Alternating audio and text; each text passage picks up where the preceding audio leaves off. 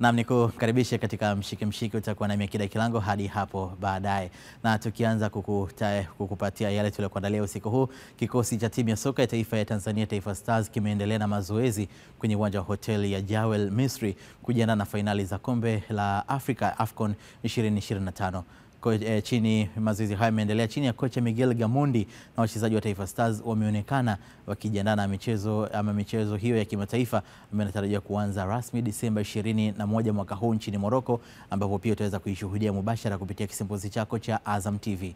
Taifa Stars imepangwa katika kundi C sambamba na timu za Nigeria, Tunisia, Uganda, na itacheza mchezo wake wa kwanza Disemba 23 watakapokipiga dhidi ya Nigeria. Napenda kumshukuru Mwenyezi Mungu, tumefika salama hapa Cairo, Egypt. Ni jambo zuri na hali ya hewa iko vizuri, tunapambana kadri tunavyoweza. Kwa upande sisi wa magolikipa tumejiandaa vizuri, kama unaona tuna section za magolikipa ambazo zinatufanya tuweze kuwa bora, na imani kwa uwezo wa Mwenyezi Mungu kwa wale ambao tunayafanya mazoezini tutaenda kuhamishia kwenye mechi na tutafanikiwa. Ni mechi ngumu, ni mechi ambayo tunajua tunacheza na mpinzani wa namna gani, ni mpinzani mgumu, lakini na imani kwa maandalizi haya tunaweza tukafanya kitu na watu ambao wanafikiria. Sisi tunajua ni timu Nigeria, ni timu nzuri, ina maprofessional wengi, lakini pia sisi tuna maprofessional, na kwa kipindi cha hivi karibuni tumekuwa tukifanya vizuri sana katika national team, japo kuna muda sometime matokeo yanakuwa hapo upande wetu, lakini kwa imani kubwa ambayo nilikopo nayo kwa wakati huu tutafanya vizuri. Maandalizi nayaona ni mazuri, Mwalimu Gamondi ana tactic nzuri, kwa tumeanza vizuri mazoezi kwa sababu tulipofika siku ya kwanza tulianza recover, nao tushaanza mazoezi, naamini maandalizi ni mazuri sana na tunaweza tukaenda kufanya kitu katika AFCON. Nilitamani kuwepo na nipo. Kitu ambacho natamani ni kwenda kuwakilisha nchi yangu vizuri. Natamani kwenda kufanya vizuri katika AFCON yangu ya mara ya kwanza.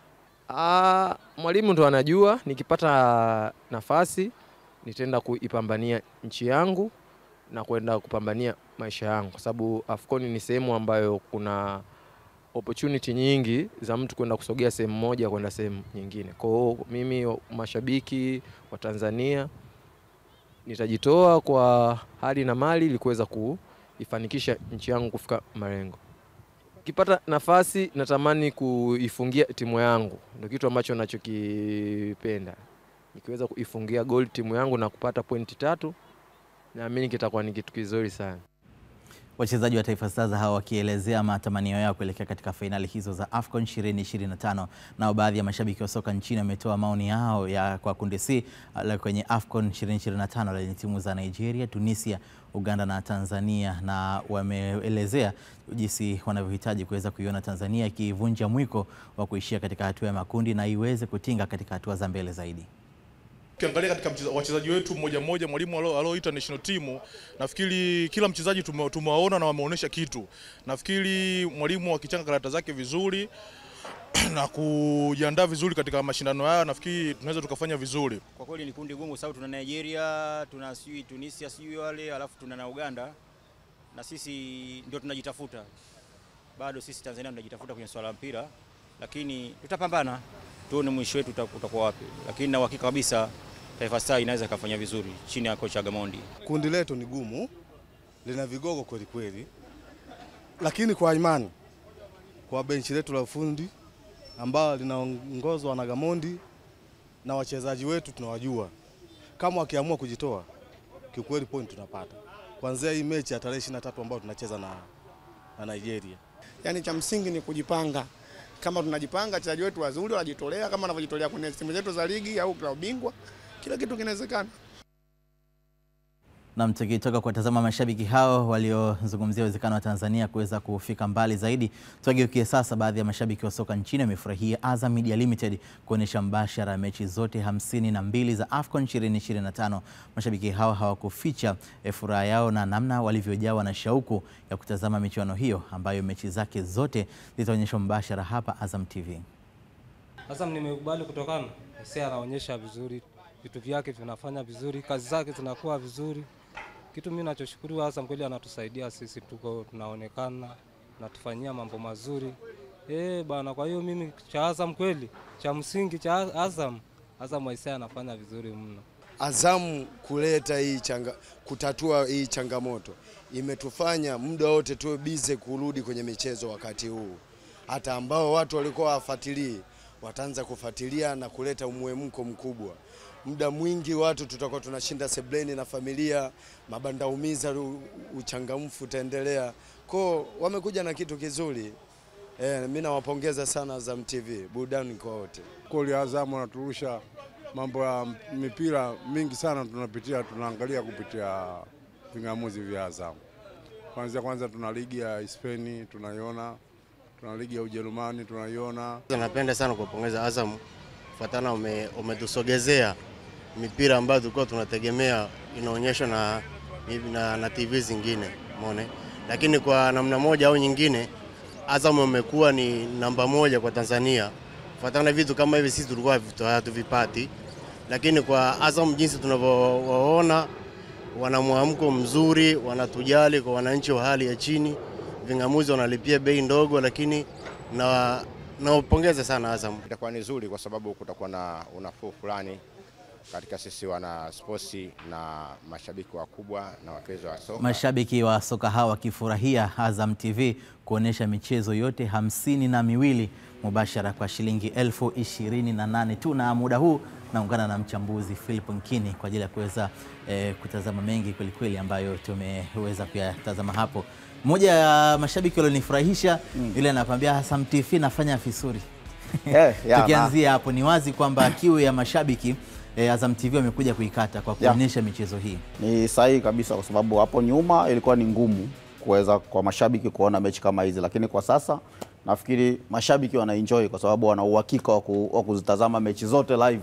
Na kitu ambacho tupitishe Nkini katika makundi. Unapozungumzia kwamba ataziona mechi zote live, unamaanisha kwamba makundi haya unapoona kuanzia kundi A mpaka kundi F ni mechi hizo. Tuanzie na kundi A namna lilivyo. Kundi A ukiyatazama makundi, unaona kundi A kuna Giant wa Afrika ambao ni Morocco au epuki kwa sasa hivi ndio timu bora zaidi kwenye soka letu baada ya kufika nusu finali ya kombe la dunia, lakini pia walifanikiwa pia kufanya vizuri kwenye mashindano ya dunia ya vijana, wakachukua ubingwa. Kwangu mimi nafikiri ni moja kati ya timu bora zaidi kwenye soka letu la Afrika kwa sasa, lakini wana Mali, wana Zambia, wana Komoro. Kwa hapo unaweza kumpa nafasi kubwa ya kufuzu, alafu hao wengine wakaendelea kupambania nafasi moja iliyobaki. Kuna Misri, Afrika Kusini, Angola, Zimbabwe katika kundi B, lakini kundi C ndipo hapa kuna Nigeria, Tunisia, Uganda na sisi Tanzania. Kwa kundi namna lilivyo, tumesikia kile ambacho wachezaji wetu wameweza kukizungumzia kuelekea mchezo wa kwanza dhidi ya Nigeria utakaopigwa Disemba 23, na uzuri ni kwamba mchezo huo utakuwa mubashara na utaonekana kupitia hapa Azam TV, na uchambuzi ule tukuka pia utafanyika kabla ya mchezo huo. Nigeria wamekosa finali za kombe la dunia mara 2 mfululizo. Finali zilizopita na zile za 2026. Tutatazama hapo baadaye taarifa kuhusiana na Victor Osimhen kile ambacho amekizungumza. Yawezekana hasira zao zote wanataka kuzileta katika kundi hili na ikiwezekana watoe ubingwa wa AFCON 2025.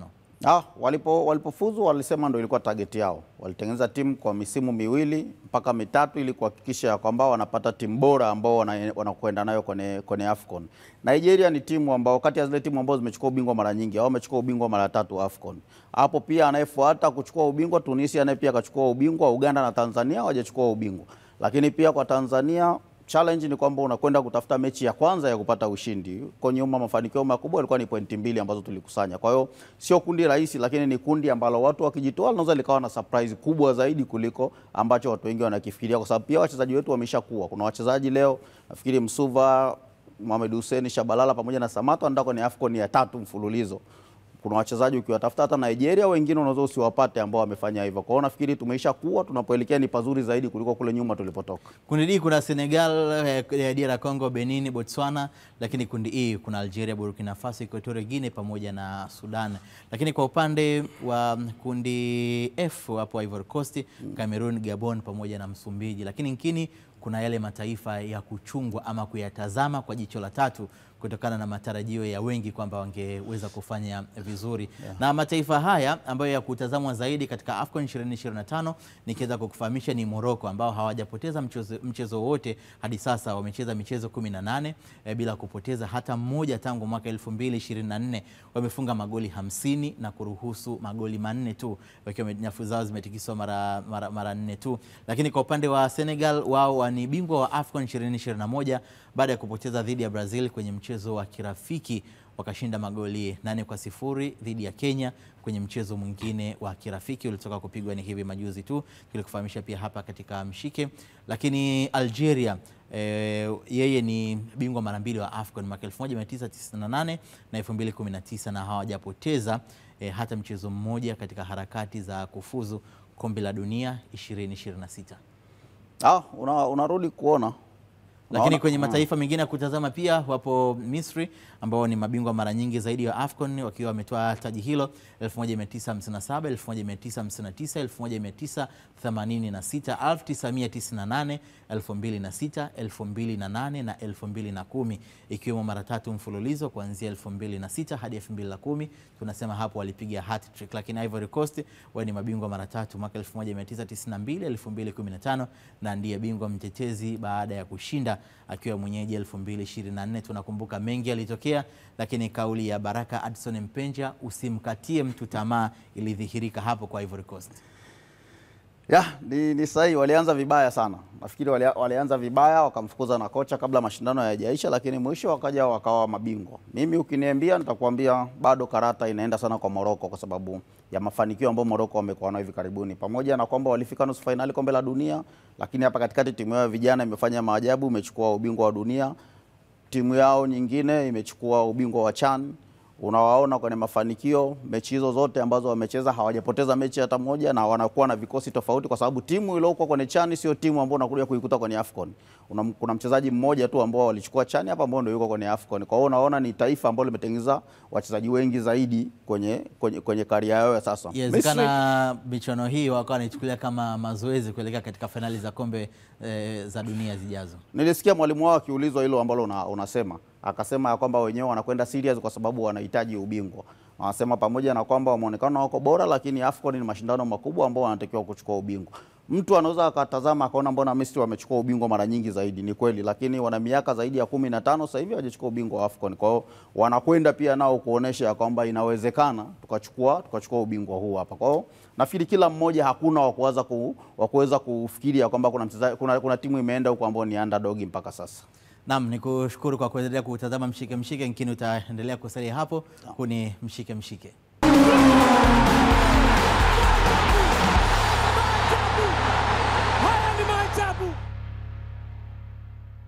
Na asante kwa kuendelea kufuatilia Mshike Mshike. Bado upo na Akida Kilango, niko hapa na mchambuzi wetu Philip Nkini, tukitazama mengi kweli ambayo tumeweza kukuandalia usiku huu. Lakini kwa sasa nikupitishe katika swali ambalo tumekuuliza kupitia katika kurasa zetu za mitandao ya kijamii, lakini pia nitaweza kusoma kile ambacho umeweza kukiandika. Swali lilikuwa ni hili: AFCON 2025 Tanzania imepangwa kundi C pamoja na Nigeria, Tunisia na Uganda. Je, itavunja mwiko wa kuishia hatua ya makundi? Swali lilikuwa ni hilo, lakini kwa sasa tutazame sasa kile ambacho umeweza kutuandikia kupitia katika kurasa zetu, nikianza na ukurasa wetu wa Facebook. Chata Black TZ anasema ni kundi gumu kwa sababu hakuna mnyonge mwenye afadhali hata mmoja. Anahisi wote waliopangwa na sisi wanawaza kuchukua alama kwetu. Sasa cha kufanya ni sisi pia kuonesha ukubwa wetu ili tuweze kwenda hatua inayofuata. Kila mchezaji wa Tanzania ajitoe kwa uwezo wake wote. Lakini Emmanuel Mtinya anasema binafsi naiona nafasi ya kuvuka makundi AFCON 2025 kwa kuwa mpira umebadilika na kiwango cha timu kimeongezeka. Kwa nidhamu ya kimkakati, ulinzi imara, ubunifu wa kiungo na maandalizi sahihi inaweza kushindana na Nigeria na Tunisia, huku ushindi dhidi ya Uganda ukiwa kichocheo kikuu cha mafanikio. Lakini Agrim Hagama, mimi naona kwa kundi letu lilivyo, malengo yetu, twende tukavune alama tu pamoja na kujifunza wenzetu waliojiandaa AFCON nje ya uwanja. Kuhusu kwenda 16 bora au robo finali, inawezekana, japo yatakuwa ni maajabu ya soka ulimwenguni, na kweli soka lina maajabu yake. Tutazame sasa kile ambacho umetuandikia kupitia ukurasa wetu wa Instagram Azam Sports. Nyaru Junior anasema inawezekana, japo bado ni kama tuna beti, kwa sababu hatuna mfumo rasmi wa kiuchezaji na malengo. Hakuna kiongozi yeyote anayejua AFCON hii tuna malengo gani. Kwa hiyo tunapambana, tutapoishia tutashukuru Mungu. Lakini Christopher Sule kutoka Bashnet, inawezekana kwenye mchezo wa mpira, kikubwa tuiombee timu yetu ya taifa kuliko kulaumiana na kubezana. Naamini maamuzi yaliyofanywa na viongozi wetu ni sahihi ili kuongeza nguvu kwenye kikosi. Gamondi tuna imani naye. Lakini Bilali anasema inawezekana, japo ni ngumu sana. Tuna imani na wachezaji wetu, tuwasapoti, hatua yoyote watakayofikia itakuwa bora, japo tunatamani tuvuke katika hatua ya makundi. Hawa ni maoni ambayo unaweza kutuandikia kupitia katika ukurasa wetu wa Facebook, lakini pia ukurasa wetu wa Instagram. Mkini kwa kile ambacho mashabiki wamekizungumza, kuna kipi ambacho umeweza kukingamua hapo? Nafikiri kuna shabiki mmoja ameandika kitu kizuri sana. Amesema inawezekana, lakini tusilaumiane, tuwe na imani na timu yetu kwa sababu hawa ni wachezaji wetu. Amezungumza kitu sahihi kabisa, ya kwamba wanaokwenda kwenye mashindano ya AFCON ni wachezaji wetu. Yaani tukianza kulaumiana sasa hivi wakati timu imeshaondoka, sio muda wake mwafaka. Ni muda wa kuiombea timu yetu, ni muda wa kuonesha support ya kwamba tunaiunga mkono. Lakini tunapokwenda kwenye mashindano lazima tujifunze ya kwamba AFCON inayofuata ni ya kwetu. Tutajifunza kwenye vitu vingi, kwenye viwanja, kwenye maandalizi, jinsi wenzetu wanavyoshangilia, ili tukija sasa kwenye AFCON ya kwetu ya 2027 basi na sisi tuoneshe ubora ule ambao tumejifunzia kule. Mimi nisingependa tuishie kwenye wachezaji tuna timu kwenda. Ningependa pia na viongozi, ile kamati ambazo zinaandaa AFCON ya 2027 nazo ziondoke, ziende kule, ziende zikajifunze wenzetu wanafanyaje, ili tukatumie kipindi hichi hapa kuhakikisha kwamba AFCON ya 2027 na sisi tunakuwa bora zaidi. Tulianza kwenye chani kidogo, kuna sehemu hatukufanya vizuri sana, ingawa tulifanya vizuri, lakini tuje kwenye AFCON sasa tuje tukafunike kabisa, tuoneshe ya kwamba na sisi tunaweza kuandaa mashindano makubwa kama haya. Ulipozungumzia eneo la kujiandaa, pia kuna viwanja ambavyo vitakavyotumika katika finali hizi za AFCON 2025. Si vibaya tukavipitia, na kwa uzoefu wako Nkini, basi ukiweza kutueleza kwamba wapi ni wapi. Uwanja huu wa kwanza nafikiri ndio uwanja ambao utatumika pia kwa finali, wenye mashabiki 69,000.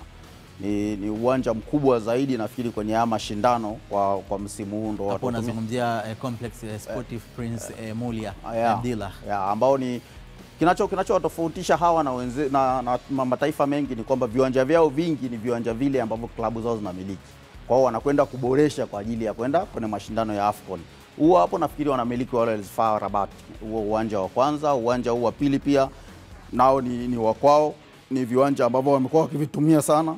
Lakini ukitazama uwanja unaochukua mashabiki 41,000, Stade Marrakech, nakumbuka hata timu ya taifa wameshakwenda kucheza pale. Ni uwanja ambao pia unatumiwa na timu ya taifa ya Morocco kwenye mechi zao nyingi, wanapenda sana kuutumia, ni uwanja wao kama wa taifa vile. Hivi vingine ni viwanja ambavyo wanaendelea kuviboresha, lakini ukiangalia maboresho yao wanasema wamechukua kwenye grade ile ya kimataifa zaidi. Nikitazama mashabiki Nkini utaona ni 21,000, 18,000, 41,000, 45,000, 22,000, 41,000, 35. Uwanja wenye mashabiki wengi zaidi ni Grand Stade de Tanga, ambayo wenyewe na mashabiki 75,600. Lakini huo unatumika kwenye nusu finali. Uwanja wao wa finali ni huu wa mashabiki 69,000. Nafikiri ni jinsi ambavyo wenyewe wameuandaa uwanja huo, lakini viwanja vyote ukiviona jinsi vilivyobadilishwa kwenye majukwaa na muonekano ni tofauti na jinsi vilivyokuwa mwanzo. Kwa hiyo nafikiri ni sehemu nyingine ya kujifunza sisi wakati tunaandaa mashindano Kenya, Tanzania na Uganda, tukajifunze jinsi wenzetu wamepita huku. Sio kwamba tunakosea mpaka sasa hivi. Tunaenda vizuri, lakini kuna sehemu bado tunahitaji kupata shule zaidi. Nikushukuru sana Philip Nkini, tutaungana hapo baadaye, lakini kikutana na washikaji zako waambie kisimbuzi cha dishi ni 99,000, lakini pia kisimbuzi cha antena watakipata kwa 38,000. Ujumbe unafika vizuri kabisa. Asante. Nikushukuru sana. Huyo ni mchambuzi wetu Philip Nkini, tulikuwa naye hapa akitupitisha katika mengi ambayo yanayohusu kikosi chetu cha timu ya taifa ya Tanzania Taifa Stars, ambapo muda huu tunazungumza kinaendelea na maandalizi kuelekea AFCON 2025. Tukiachana na hilo la Taifa Stars, tukitazama mengine, uongozi wa Simba Sports Club kupitia meneja wa habari na mawasiliano klabu hiyo Ahmed Ali umeeleza namna unavyoendelea na mchakato wa kumnasa kocha mpya wa kukinoa kikosi hicho, mchakato ambao utakamilika ndani ya mwezi huu wa Disemba. Mchakato wa mwalimu mkuu wa Simba Sports Club mara baada ya kuachana na Dimitar Pantev aliyekuwa meneja, mchakato unaendelea vizuri. Kwa sasa viongozi wapo katika mapitio ya maombi mbalimbali ya watu ambao wameomba, sanjari na kufanya pinpoint ya makocha ambao tunawaangalia ambao wapo katika timu nyingine mbalimbali barani Afrika. Tunategemea na tunakusudia ya kwamba hadi kufika tarehe 28 kikosi kitaporejea mazoezini tayari tuwe tumekamilisha kulisuka benchi zima la ufundi. Kazi hiyo inafanyika usiku na mchana, tukikaa tukiangalia, tukifanya tathmini, tukipitia rekodi, wasifu na sifa mbalimbali za makocha mbalimbali, ili tutakayejiridhisha na kufanya maamuzi awe ni mwalimu mzuri ambaye atakuja kuifanya kazi ya kupendeza ndani ya Simba Sports Club. Mimi nichukue nafasi hii kuambia wana Simba ya kwamba wasiwe na wasiwasi, wasiwe na mashaka. Tunafanya kazi nzuri ili kupata mwalimu mzuri ambaye atakuja kuinufaisha Simba Sports Club na atakuja kuboresha kiwango cha wachezaji wetu. Tukiendelea kusalia katika klabu ya Simba, imepanga kuboresha kikosi chake kuelekea dirisha dogo la usajili mwezi Januari. Meneja wa habari na mawasiliano klabu hiyo Ahmed Ali ameeleza mchakato wa kuhakikisha wanalifanyia kazi hilo ili kuongeza nguvu katika kikosi chao.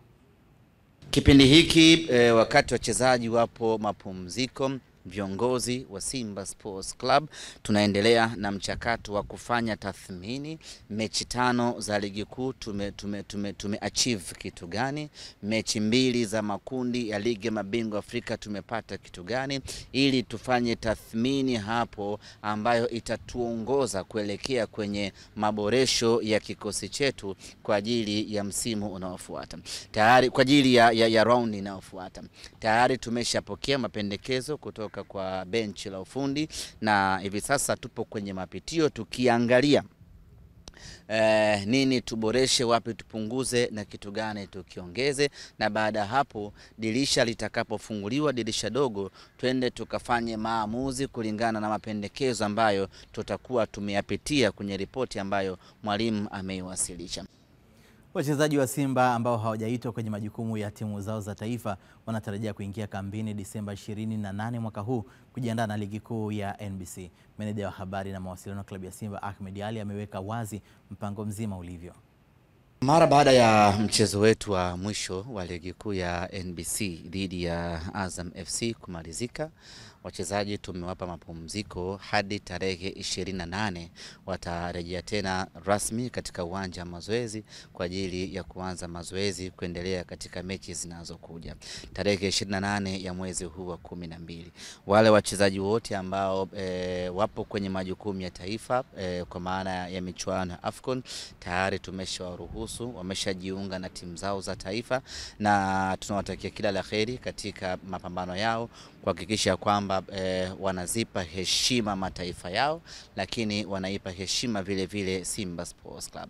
Wale ambao hawana majukumu ya timu ya taifa ama majukumu ya timu za taifa, hao wenyewe wapo mapumziko hadi tarehe 28 watakaporejea tena katika uwanja wa mazoezi.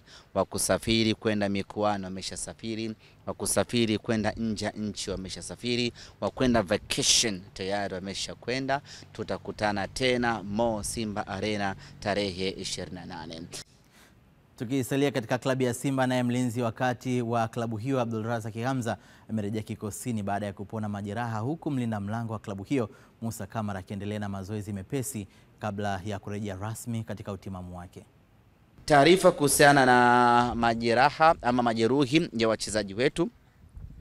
Tuna wachezaji wawili ambao wamefanyiwa operation ndani ya mwezi huu wa 12 na 11.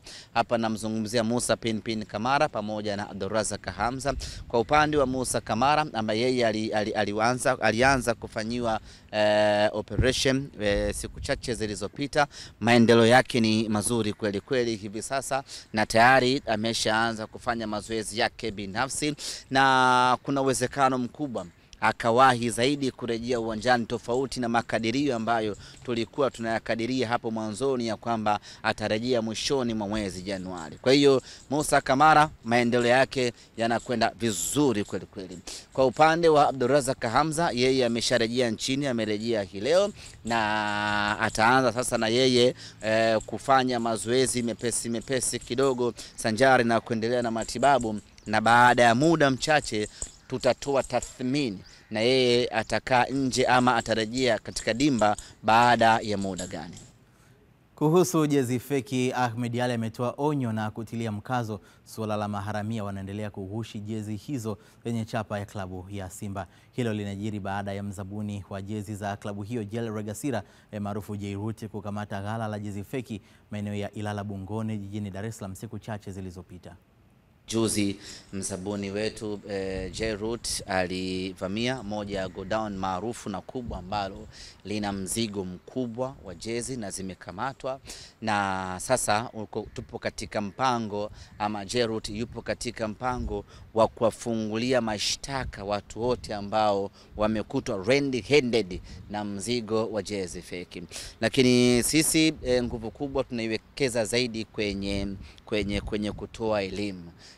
Tunatoa elimu kuendelea kuzungumza na wanasimba ya kwamba waache kununua jezi feki, waache kuvaa jezi feki, waache kuihujumu klabu yao kwa kununua ama kuvaa jezi feki.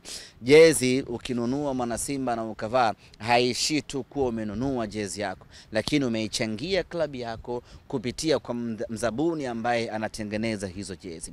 Na adui namba 1 wa jezi za Simba ni shabiki wa Simba ambaye ananunua jezi hizo. Kwa hiyo wakati tunawakamata wanaouza jezi feki, lakini tunahimiza na kusisitiza mashabiki wa Simba waache kununua jezi feki.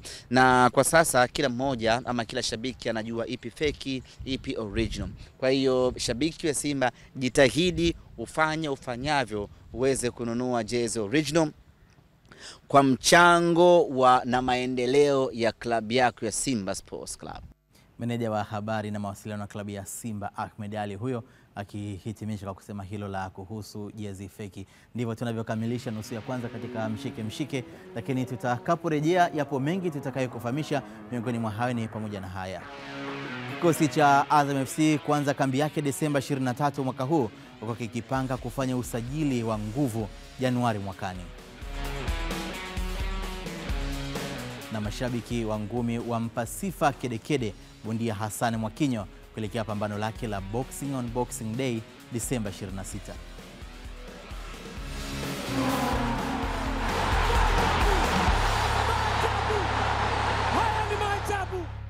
Asante kwa kuendelea kutazama mshike, bado upo nami Akida Kilango. Uongozi wa klabu ya Simba mkoani Mbeya umeomba wanachama, wapenzi na mashabiki wa timu hiyo kuendelea kuwa watulivu, huku wakiwa na matumaini ya kufanya vizuri kwenye michezo ya ligi kuu Tanzania bara na ile ya kimataifa. Kakuru Msimu kutoka Mbeya ametuandalia taarifa zaidi. Katika mchezo wa ligi kuu ya NBC uliochezwa mwishoni mwa juma lililopita, Simba ilikubali kipigo cha magoli 2-0 dhidi ya wanalambalamba Azam FC kwenye uwanja wa Benjamin Mkapa. Mchezo huu ulitanguliwa na mchezo mwingine wa kimataifa dhidi ya Stade Malien ya Mali wakiwa ugenini. Simba ilipoteza kwa kufungwa mabao 2-1. Hata hivyo, uongozi unasema ni mapema sana kuikatia tamaa timu yao. Mimi ni waombe wana Simba tuwe wamoja, tuwe watulivu, tuungane kwa ajili ya Simba yetu. Kwa nadhani si tukiwa wamoja, tukiwa pamoja, na kwambia mtangazaji, Simba tutafanya vizuri, kila mmoja atafurahi. Nadhani mwaka huu tusikate tamaa kwa matokeo haya yaliyotokea kwa mechi hizo mbili, na kikosi chetu naweza kusema mwaka huu tena kiko bora kuliko cha kile ambacho kilipigwa 3. Mwaka huu kikosi chetu ni kizuri zaidi. Ila kocha lazima tumtafute. Kocha atafutwe kwa sababu itatokea muda tutamchukia hata Matola. Lakini wale wazoefu, makocha wazoefu akiwepo pale, ni lazima tutafute kocha mzoefu ambaye anaweza kutufikisha mahala tunapotaka. Na baadhi ya wanachama na mashabiki wameuomba uongozi ngazi ya taifa kufanya maboresho kwenye kipindi hiki cha usajili wa dirisha dogo. Ukiangalia kwenye eneo la ulinzi bado pana changamoto, hasa ulinzi wa kushoto, ambapo kuna Anthony Mligo. Mligo bado anahitaji mtu wa kusaidiana naye ili kwa ajili ya kumpa ule uzoefu. Safu ya ushambuliaji nambari 9 na maanisha striker kidogo pale hawako makini sana. Ingewezekana labda viongozi wetu wangetuongezea mwingine wa kuwapa changamoto hawa kina Suleiman Mwalimu, Jonathan Soa na Mukwara. Kwa kweli hatuwezi kukata tamaa kwa sababu ni timu ambayo ni nzuri na maboresho hayataki sana, kwa sababu kile kikosi ni kizuri, kinatupa imani.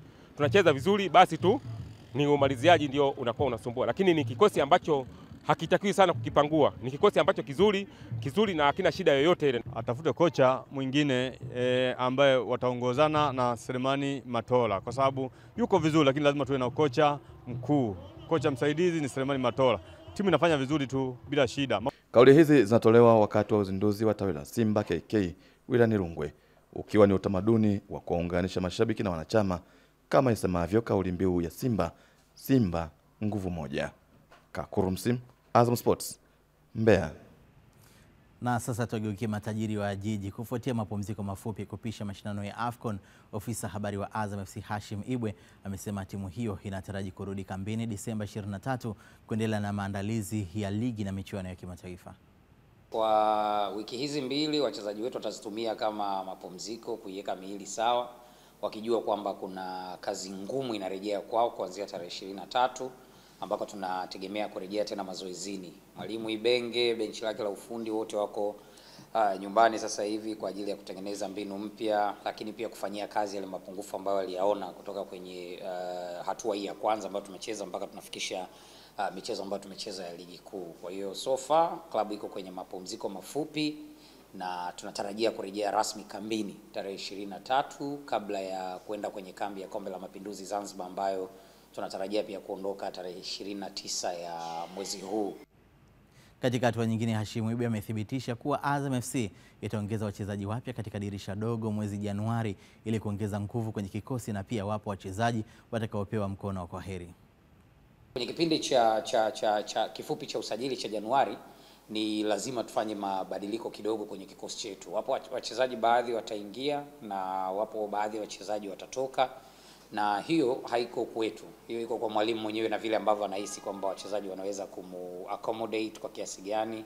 Pengine alichokiona kutoka hapa ambako tunahisi tumekwama, timu ikapata sare 3 mfululizo kwenye kipindi cha kwanza hiki ambacho tumecheza cha ligi kuu, na ni kwa namna gani. Lakini pia inaweza isiwe kwa ukubwa huo ambao watu wanaofikiria, kwa sababu so far timu inaridhisha, timu ni nzuri na mwalimu anajaribu kuendelea kuitengeneza. Wapo ambao wana expect kwamba ni lazima ukifanya usajili basi toa watu 7-8, ingiza watu 7-8, tena unacheza tena kamari nyingine, toa watu wengine 9, ingiza 9. Hapana. Vile ambavyo mwalimu itampendeza ndivyo ambavyo tutafanya kwenye kipindi cha Januari, lakini jambo la uhakika ni kwamba Januari wapo baadhi ya wachezaji wataingia na wapo baadhi ya wachezaji watatoka. Hashim Ibwe, huyo ofisa habari wa matajiri wa jiji Azam FC, akizungumzia ratiba mbalimbali ndani ya klabu hiyo. Tugeukie sasa wananchi. Mashabiki wa Yanga jijini Dar es Salaam wameonyesha kufurahi mara baada ya beki kisiki wa klabu hiyo wa kulia Yao Kwasi kurejea kikosini. Kwa Yao Kwasi, kama Yao Kwasi hatuna shida naye. Kwanza ni jembe. Unaona, basi hata sisi wana Yanga African tulihuzunika sana kuumia kwa Yao Kwasi. Kwa vile anarudi, yani hakuna kinachoharibika. Mapambano yataendelea zaidi na zaidi yani. Kwanza Yao Kwasi hana baya, hadaiwi. Sisi kama Yanga yani. Kwa mimi binafsi kazi alishaimaliza yani. Yale maji alomwaga yale, Kennedy Musonda anapiga kichwa na ikandani, tayari pale hatumdai. Mwache achukue tu mshahara, kama anaanza kazi tunambless. Mchezaji mzuri. Anapanda na kushuka. Tumemuona, mashabiki tumemuona. Sisi tulihuzunika sana alivyougua. Lakini kwa leo kama karudi kikosini, basi timu itakuwa vizuri. Kurudi kwa Yao kiujumla kwamba asilimia nyingi wana Yanga tumefurahi, lakini kingine upande wa pili wanatetemeka kwa sababu ule mwamba kwa kweli yupo vizuri. Mashabiki wa Young Africans wakizungumzia kurejea kwa Yao Kwasi, na kwa muda huu naungana tena hapa na Philip Nkini kwa ajili ya kuweza kuzungumza naye kuhusiana na hili, lakini pia lile la Azam FC. Mashabiki wa Young Africans wanafurahia kurejea kwa Yao Kwasi ambaye angekuepo hapo iliposimama, angekuepo Ramadhani Mbwaduke, angesema ni mchezaji ambaye anazunguka kama waipa, kulia kushoto kote yupo. Ya, ni mchezaji mzuri, alishawaonesha Yanga kwamba ana ubora, aliperform vizuri, ana vitu vyote, ana uwezo wa kukaba, ana uwezo wa kushambulia. Nafikiri kwa mashabiki huwa nao wanajua sana kuhusiana na football sasa hivi. Yaani shabiki sasa hivi akizungumza anajua kile ambacho anakizungumza. Kwa hiyo nafikiri wanatamani wamuone tena. Alipata majeraha Yanga wakamuondoa, wakamweka pembeni. Sasa hivi watalazimika kumpunguza mtu mmoja kama wanataka kumrudisha full kwenye squad yao, ambao naamini kwenye uwezo wao na jinsi mwalimu atakavyokuwa ameona wanaweza wakamrudisha. Unaiona vita ya upatikanaji wa namba katika eneo ambalo anacheza?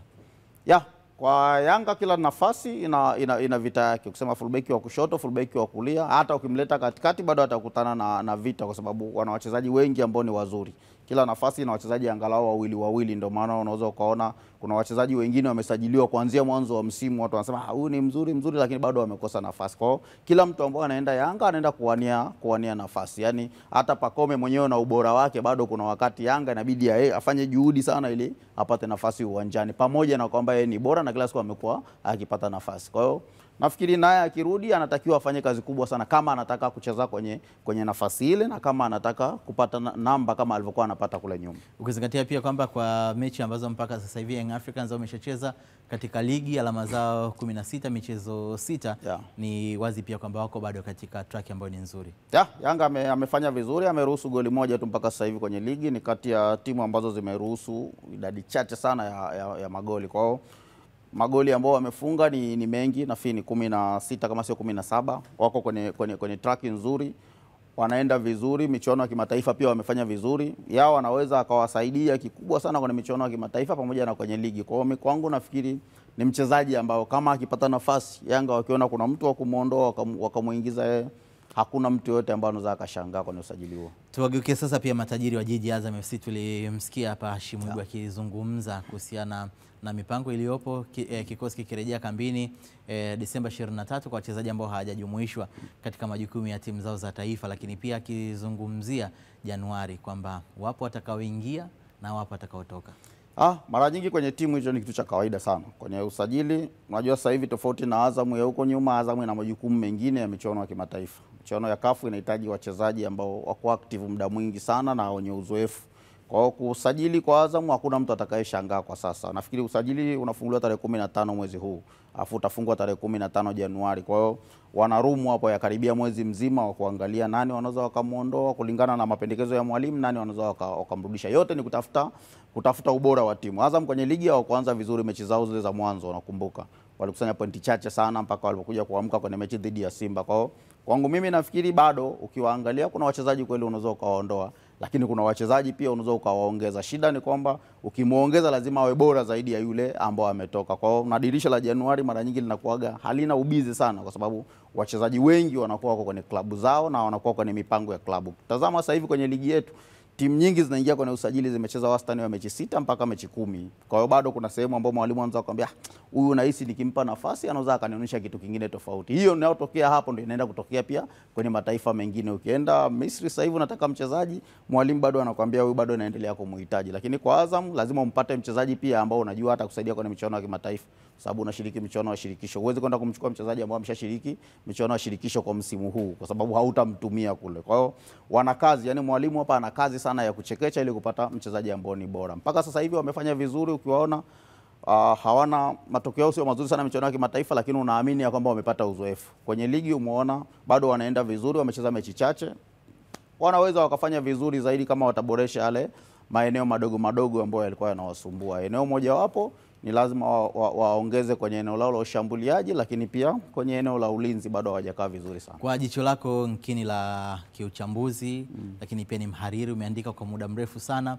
Unahisi kwa details na maeneo yapi ambayo inabidi Azam FC waweze kuyaboresha zaidi na kwenda kusonga mbele, kwa sababu hivi majuzi tu nilijaribu kutazama katika kundi ambalo wanashiriki wao, kama wakifanikiwa kumfunga Nairobi nje ndani, na katika mechi nyingine wakijaribu kupata walau alama moja, michezo mwingine kushinda, ni wazi kwamba wanaweza wakavuka malengo yao ya kufika makundi na kwenda mbali zaidi. Kwangu mimi kwa Azam kuna sehemu bado inanitatiza. Wana magolikipa wazuri sana watatu. Wazuri sana, Fofana, Eshimanula, Foba.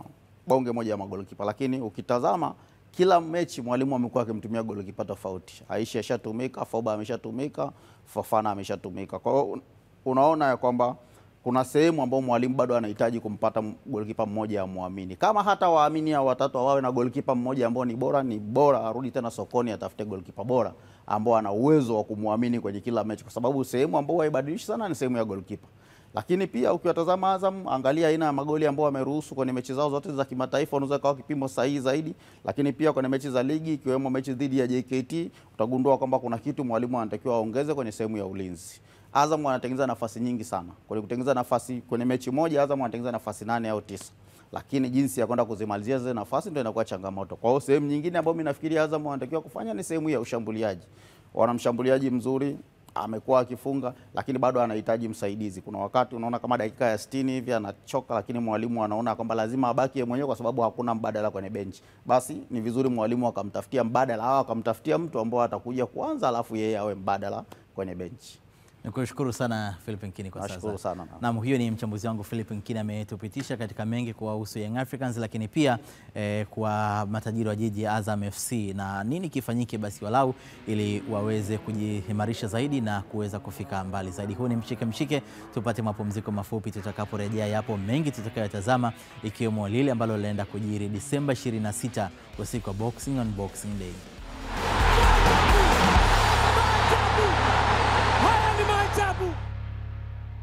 Asante kwa kuendelea kufuatilia mshike. Mashabiki wa Vitasa jijini Dar es Salaam wamemwagia sifa kedekede bondia Hassan Mwakinyo kuelekea pambano la Boxing on Boxing Day linalotarajiwa kufanyika Desemba 26 mwaka huu kwenye ukumbi wa Warehouse Masaki jijini Dar es Salaam. Sisi wapenzi wa masumbwi ili pambano tunasubiri kwa hamu sana, kwa sababu sisi wadau wa ngumi hapa nchini, na Mwakinyo kama ni bondia wetu hapa Tanzania anatuwakilisha. Ukiachilia bondia wetu kama 4 5 wakubwa, yeye ni miongoni mmoja hapo. Sasa basi sisi kama sisi wadau wa ngumi tunamtakia tu heri bwana afanye vizuri, kwa sababu tunajua uwezo wake huko juu, kashashinda mapambano mengi sana huko nje na huko ndani. Kwa hiyo tunatarajia tarehe 26 huenda akatuwezesha Watanzania kupeperusha bendera kwa kushinda ushindi wa Champions League. Mabondia wa Tanzania waige Mwakinyo. Mwakinyo ni mfano, Mwakinyo bondia. Kwanza tuepukane na promoter fake wahuni. Na shida Tanzania ni promoter ambao hawana viwango vya kudhamini ngumi. Mwakinyo ni mfano wa kuigwa. Anapigana ulao na muona, bondia bana anapigana muona. Tanzania hapigani ovyo na amekataa kupiga mapambano ya Tanzania hapa kuepukana na mapromoter fake hao ambao hawana ile matapeli. Kuhusu pambano la tarehe 26 la Mwakinyo na jamaa ambaye hatumfahamu, kwa kweli namuombea Mwakinyo pambano zuri, ashinde. Tuko nyuma yake, wa Tanzania wote tunamuombea apigane kwa juhudi. Yaani asipigane kusema kwamba ajue kabisa kwamba Tanzania ndio tunayemtegemea, kwamba yeye ndio bondia mkubwa aliyebaki hapa Tanzania. Binafsi nilikuwa na mshauri usimamaji wake, kwa ushauri wangu mimi, kwa sababu mimi mwenyewe nina confidential kidogo ya mambo hayo na ni mpenzi wa ngumi, lakini kwenye usimamaji wake wa ngumi, kama anakutana na mtu na kwa kipindi hiki amesimama muda mrefu, sielewi amejipangaje. Sasa kwa jinsi anavyopigana Mwakinyo, mimi huwa simuamini sana. Alafu na ngumi zozote unapokuta mtu anasema amepiga kwa knockout au kwa point, inakuwa hairidhishi. Unajua bondia ambaye unatakiwa ujue bondia, tulimzoea Tyson akiingia na mtu ulingoni yeye ni KO, haina cha upendeleo. Sasa hizi akisema ameshinda kwa point inatuvunja sana sisi wa Tanzania. Ni bondia ambaye ni mzoefu sana kwenye mapambano haya Mwakinyo. Kusema kweli mimi kwamba kikubwa anachomwombea asituangushe sisi wa Tanzania.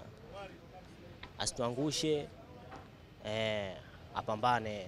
Na imani kwamba lazima atashinda, sababu ni bondia ambaye sio mgeni kwa mapambano. Nikisema kwamba ni bondia ambaye kwamba kwenye mapambano haya kwamba ni ngumu sana kuchukua ubingwa, siwezi kuzungumzia kwa hilo, sababu ni bondia ambaye hajaanza leo wala kesho. Tukitazama mengine katika mshike, mshambuliaji wa Galatasaray ya Uturuki Victor Osimhen amesema timu yao ya Nigeria inapaswa kushinda taji la AFCON 2025 ili kutibu majeraha ya kushindwa kufuzu mara mbili kwa fainali za kombe la dunia 2022 na 2026. Osimhen mwenye umri wa miaka 26 amesisitiza licha ya kikosi cha Nigeria maarufu kama Super Eagles kukusanya nyota wanaocheza klabu kubwa barani Ulaya, wanapaswa kubadilisha ukubwa huo na kwenda kushinda mataji kwa sasa. Nigeria chini ya kocha Chele ipo kundi C pamoja na Tunisia, Tanzania na Uganda, huku wakiwa wameshinda taji hilo mara tatu, ikiwa ni mwaka 1980, 1994 na 2013 chini ya kocha Stephen Keshi nchini Afrika Kusini. Tugeuke sasa mpira wa kikapu. Timu ya Oklahoma City Thunder imeweka rekodi ya kushinda michezo 25 kwenye rekodi ya michezo ya mwanzo wa msimu ndani ya ligi ya mpira wa kikapu Marekani NBA, unayoshuhudia pia kupitia kisimbuzi chako cha Azam TV katika channel za ESPN.